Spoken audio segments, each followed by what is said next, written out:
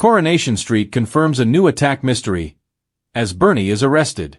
Coronation Street's Bernie Winter-Allahan is left terrified for her safety next week, after Mal Roper declares his feelings for her and lashes out. But when Bernie is later arrested on suspicion of assaulting Mal, will she end up facing serious charges? After Roy leaves the cafe to run an errand, Mal locks the door and declares his true feelings to Bernie. Knowing her worst fears have come true, Bernie tries to bat off his advances, but Mal's dark side rears its ugly head. This is just one of several frightening incidents ahead for Bernie in next week's episodes.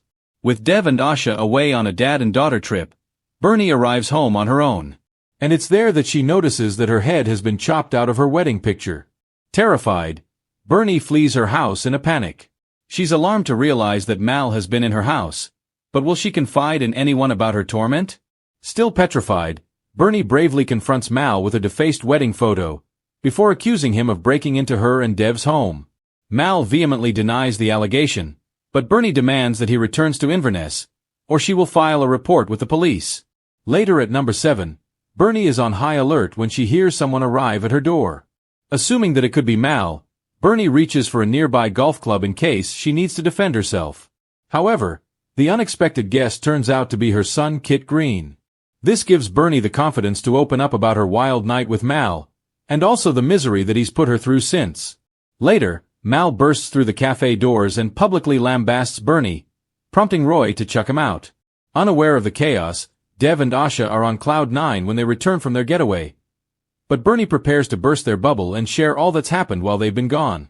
She's fully transparent finally, explains Jane Hazelgrove, who plays Bernie.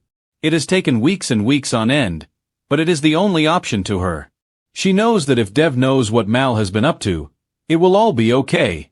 It takes away Mal's power because that's what he's been blackmailing her with. That said, Bernie doesn't feel totally safe just yet, and tells Mal that he better keep his distance, or she will kill him. Unfazed, Mal laughs in her face and promises that he's not leaving Weatherfield anytime soon. Meanwhile, Bernie fails to notice a passerby making their way down the cobbles. Who has overheard Bernie and Mal's disturbing exchange? At Weatherfield Police Station, Lisa Swain brings Kit up to speed on a man who was found on the street with a head injury. Curious, Kit looks up the case file and discovers that the victim is none other than Mal. Elsewhere, Bernie makes her way down the staircase with packed bags. Is she guilty of assaulting Mal? Seeking answers, Kit visits the hospital, where the doctor explains that Mal is in critical condition. Over at the cafe, Bernie and Dev are busy cleaning up when they are approached by D.C. Browning, who arrests Bernie on suspicion of assault. Having heard about Bernie's arrest, Kit visits his mum in her cell. There, Bernie vows that she never laid a finger on Mal. During her interview, Bernie sticks to her story and explains to D.C. Browning that she spent an evening with Mal as friends, and since then, she's been a victim of stalking and harassment. Mal's attack is not a good look for Bernie because she's been heard threatening him, Jane adds. In the end, telling Dev has not made it go away. If anything, things have got worse. Will Mal survive the attack? Who was behind it? And what will become of Bernie?